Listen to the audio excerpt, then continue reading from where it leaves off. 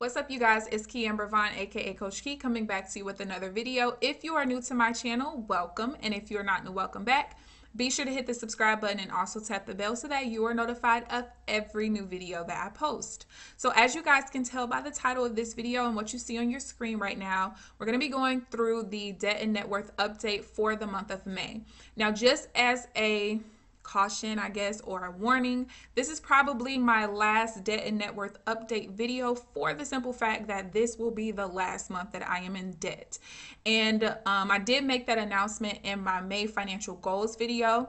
And so I'm kind of like in a fork in the road right now, and maybe you guys can help me out by telling me what you think I should do in the comment section, because you guys are the ones who enjoy watching these videos. I'm either gonna just not do the videos at all, or I'll still do the net worth update. But see, the reason why I'm kind of feeling like I shouldn't do the net worth update is because my net worth is never 100% accurate. It's actually underestimated, because what I do when I do my net worth stuff is I have a list of all my assets, but like all of my investments and stuff, I have like pretty much what I contributed to it and nothing like no additional growth to it. And even though I know that at any point in time my investments can be less than what I invested in them, they haven't thus far. And so I kind of just keep it that way so that I don't have to go through financial statements every month and all. Like, it's just too much. Even like my net worth right now, and I've never included the value of my car. So, and my car has a pretty high value. So even with that, like, that would make my net worth shoot up instantaneously. But at the same time, you know, every month or every couple months, I'm gonna have to check Kelley Blue Book, what's the real value now? And it's just too much. So if I continue them on, it's still gonna be underestimated. You know, with me starting to get into real estate and stuff, that's going to affect my net. Like, it's just a lot. So you guys tell me how you want me to do it, because if I continue on just the way that I'm doing it now, the only thing that's really going to affect my net worth is my savings and stuff. And, you know, at any point in time I can invest in a property, I'm going to have to take money out of my investment account to invest in the property. So that's going to make my net worth drop on paper, well, on here, but then I'm not really going to add the value of the home and all that other stuff. So it's really going to be kind of like skewed the wrong way, if that makes sense. So you guys let me know what you want. I kind of rather just replace this with like updates in like I'm starting to invest in real estate and other different types of investments. I rather just make those kind of its own series instead. But again, you guys let me know what you want me to do. So starting this video out, we're going to start with the savings and sinking funds update. My mini emergency fund, I started off at $3,035.89. My mini emergency fund for me is not $1,000, it's $3,000. It has been back fully funded since March, because I did take money out to pay my taxes in October of last year, but I have since put that money back as of March, and so now I'm no longer contributing to that. So I earned $3.55 in interest. My ending balance is $3,039.44. For my true emergency fund, that's 6 months worth of your expenses, your bills. And so I have a number of $9,000. Now, the reason why I chose $9,000 is because regardless of what my debt was at the time, I wanted my true emergency fund to be based on what my expenses are outside of having debt. And so when my debt is gone, it'll be about maybe $1,300 a month what my expenses are. So I just based it off of $1,500, and of course 1,500 times 6 is $9,000.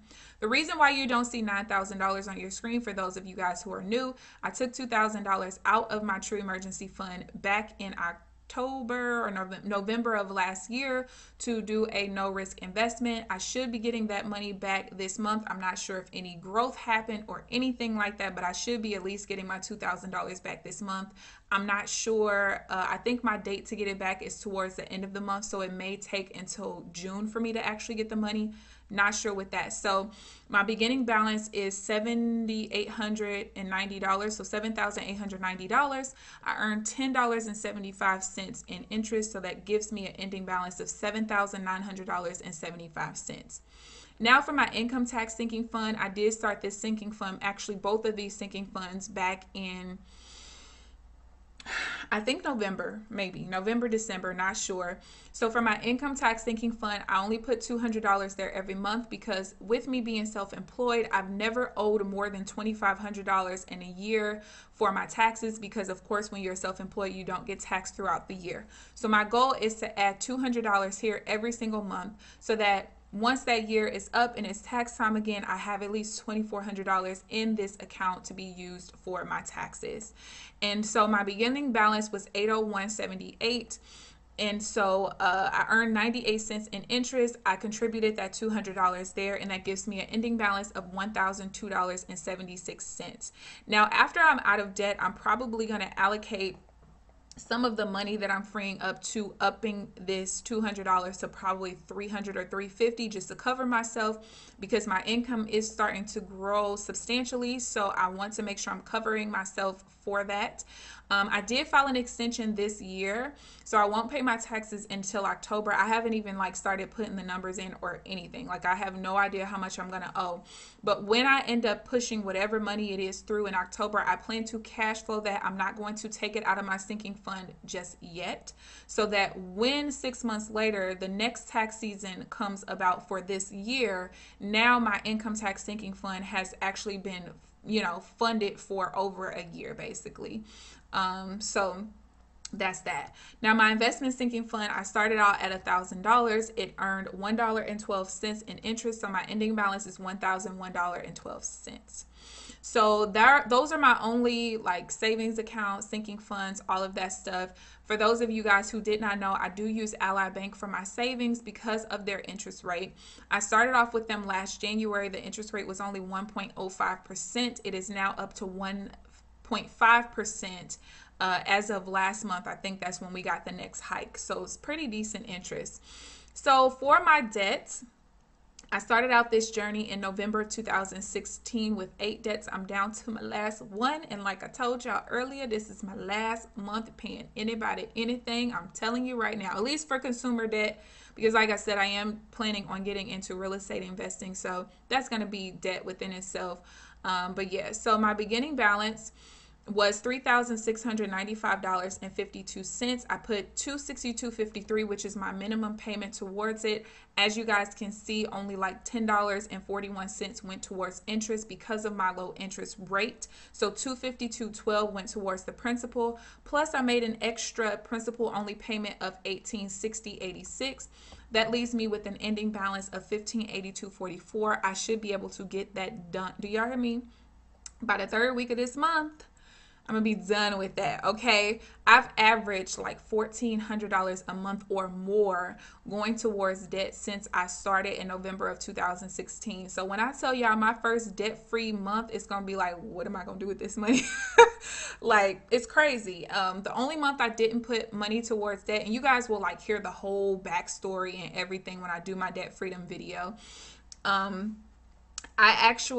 There was one month I didn't put any money towards that, and that was January. I had some crazy stuff going on, but February was $3,000. February was $1,500. March was over $3,000. This month was over $2,000. So I put $2,123.49 towards my debt, which again, only $10.41 of that went towards interest.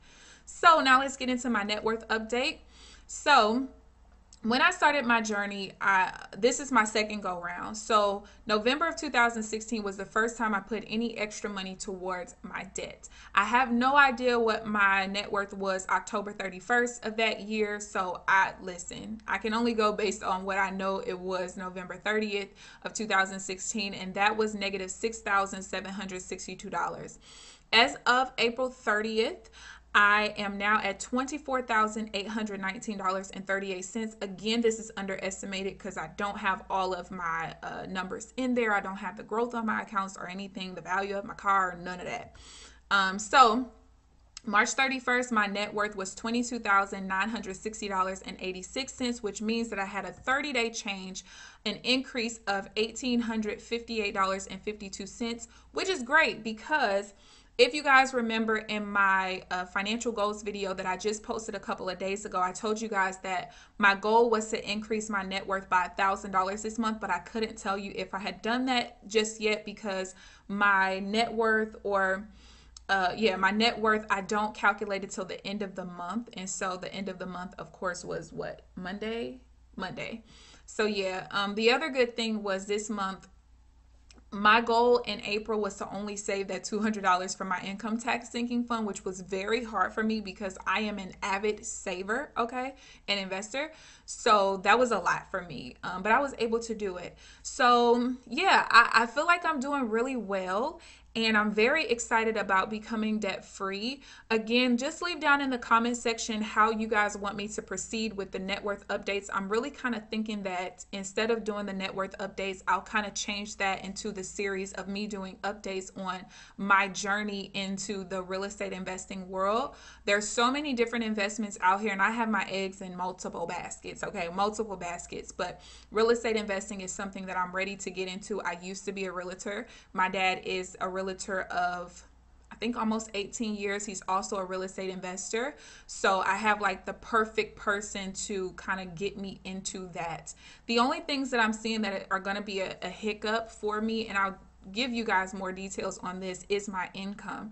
Not that my gross income is not enough, but as somebody who's self-employed, if the tax code allows me to write off all these things, I'm going to write them off. But the problem is that looks to the mortgage lender, even though they can see, hey, look, you gross this amount. When they look at it, they only care about your net. So I know like a couple of years ago when I tried to get into real estate investing the first time, it was a cheap property. My mortgage was only going to be like $250 a month, and they denied me because although I had earned $100,000 that year on paper, by the time I wrote all these things off, I can't remember what my net income was, but I had only paid $2,000 in taxes. That's how much my tax liability was lowered. And so I'm not sure how I'm going to have to proceed with that, and I'm not going to get into too much detail because ain't what this video is about, but I'm just letting you guys know I'm going to be upfront and honest and open with you guys when it comes to that process, because I know that as people start getting out of debt, this might be an avenue that they're looking to be able to create some residual income in. And if I have to be the protege for that and showing you guys all the ins and outs, the ups and downs, then I will do just that, just for you guys. So I hope that you guys enjoyed this video, and I hope you guys are excited about the upcoming debt freedom video where I'm going to detail everything, how much debt I had over here and over there, and interest rates and all of that, which I think is very important because some of these Dave Ramsey Nazis, and I'm using the term Nazis not in a racist term, but if you look up the definition, is someone who thinks that, you know, what they say goes and their thought process is superior. And I feel like a lot of his followers, they are so gung-ho about his values that he's instilled in them that they start to feel like he's superior, and his way of thinking and his way of doing things is the ultimate way, and if you're not doing it his way, you're doing it wrong. And so I've had to explain to people, like, listen, I don't have the same story that you have. I don't think I've had any interest rate on anything that was more than 4.5%. And that was a student loan. All of my like revolving debt and stuff was 0%. And my car was only 3.29%. But again, I'm not going to get too far into that, but just be on the lookout for that. So I hope that you guys enjoyed this video. Please give this video a thumbs up, subscribe if you haven't already. But other than that, I will see you guys this Friday for the April budget results video, because my budget goes for April all the way until tomorrow. So I will update you guys on that Friday. But other than that, I will see you guys in the next video. Bye, guys.